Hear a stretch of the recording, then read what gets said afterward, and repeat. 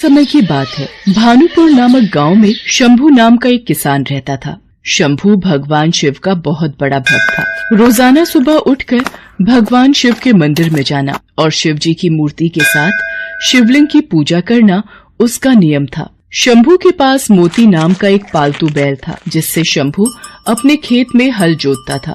मोती शंभू के लिए मानो तो परिवार का सदस्य ही था। माधवी, ये देखो, आज मैं अपने मोती के लिए कितनी हरी हरी घास और चारा लाया हूँ, पर ये मोती है कहाँ? खूंटी से तो बंधा नहीं हुआ। कस्तूरी ले गई है उसे घुमाने। मोती की आदत को बिगाड़ दिया है तुम्हारी बिटिया ने, और मोती भी कम नहीं है। जब तक शाम के वक्त कस्तूरी उसे पूरे गांव में घुमाने ना ले जाए, उसे भी चैन नहीं आता। लो, आ गई तुम्हारी लाडली। बापू, मोती को बहुत जोरों की भूख लगी है, आप क्या लाए हो? ये देख, मैं अपने मोती के लिए हरी हरी घास, पेड़ पौधों की टहनियाँ और सूखा चारा लाया हूँ। ये ले मोती बेटा, आराम से खा। मोती चारा खाकर कितना खुश हो रहा है माँ बापू। मेरा बच्चा, मेरा मोती, ये तो हम सबकी जान है।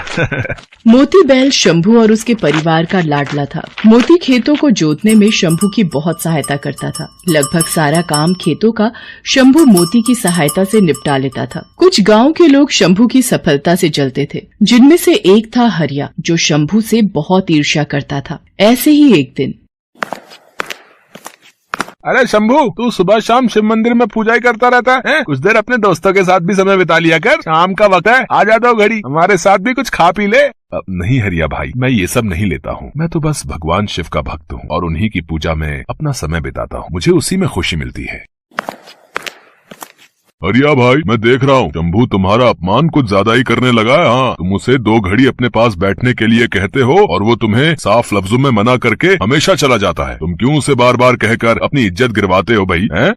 हरिया गुस्से में घर आ जाता है। कुछ दिनों बाद शंभू की बेटी के रिश्ते की बात चलती है और लड़के वाले कस्तूरी को देखने आते हैं।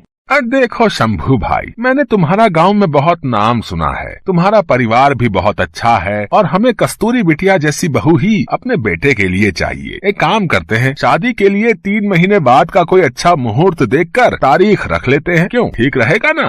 अब लक्ष्मीचंद जी, जैसा आप ठीक समझे। लड़के वाले कस्तूरी से रिश्ते की बात पक्की करके चले जाते हैं।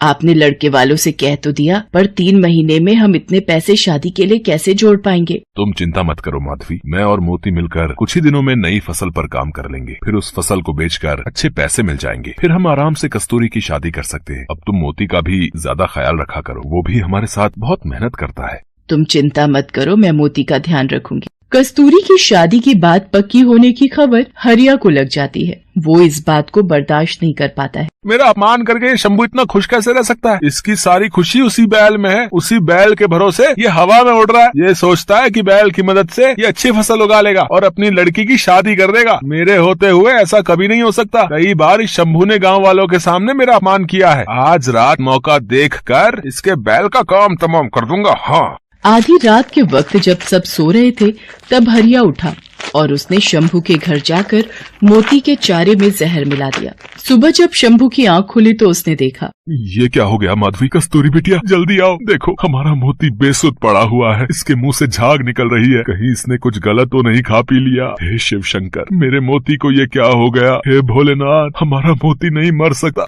इसे कुछ नहीं हो सकता। बाबा मोती को क्या हो गया? मोती कुछ बोल क्यों नहीं रहा? हे भोलेनाथ, ये क्या अनर्थ हो गया? हमारा मोती इस दुनिया से कैसे जा सकता है? हमारा मोती, हमारा बच्चा। मोती के मर जाने से शंभू, माधवी और कस्तूरी तीनों का बहुत बुरा हाल था। एक दिन शंभू भगवान शंकर के मंदिर में सिर पटक पटक कर खूब रोया। हे ईश्वर, मेरे मोती को क्या हो गया? मुझे मेरा मोती वापस दे दो प्रभु। मैंने आपकी हमेशा सच्चे मन से पूजा की है। मेरे मोती को आप ऐसे नहीं छीन सकते। यदि मैंने सच्चे मन से आपकी पूजा की है तो प्रभु मेरे दुख दूर करो। मेरे मोती को वापस भेज दो प्रभु।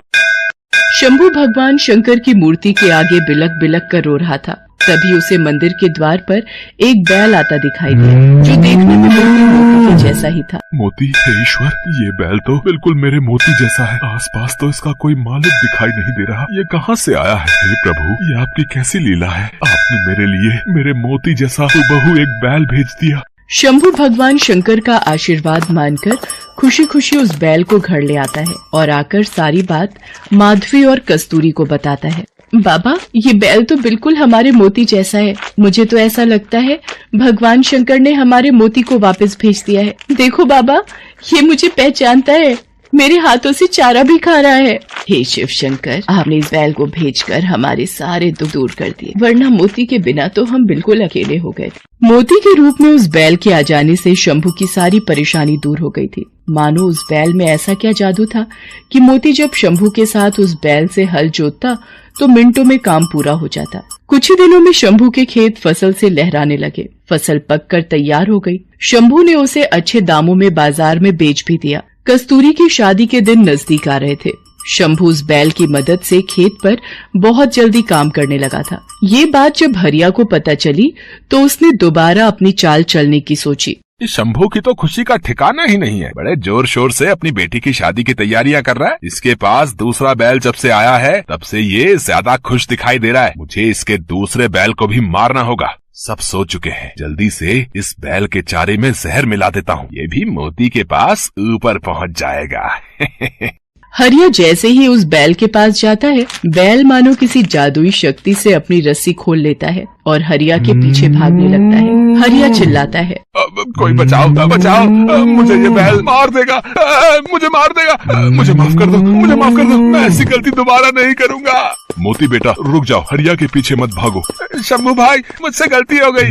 मैंने ही तुम्हारे पहले बैल को जहर देकर मारा था। मैं इसे भी जहर देकर मारने वाला था, पर पता नहीं ये बैल कोई जादुई बैल है। इसने अपनी रस्सियां खोल ली और मेरे पीछे भाग पड़ा। इससे कहो मुझे माफ कर दे। मैं आज के बाद कभी भी किसी के साथ गलत नहीं करूंगा। जैसे ही हरिया अपनी गलती मानता है, वो बैल शांत हो जाता है और वापस शंभू के पास लौट आता है। गांव के लोगों की सलाह पर हरिया को उस गांव से निकाल दिया जाता है। हरिया को उसके किए की सजा मिल जाती है। शंभू धूमधाम से अपनी बेटी कस्तूरी की शादी करता है। शंभू और माधवी उस बैल को भगवान शंकर का आशीर्वाद मानकर उसके साथ खुशी खुशी रहने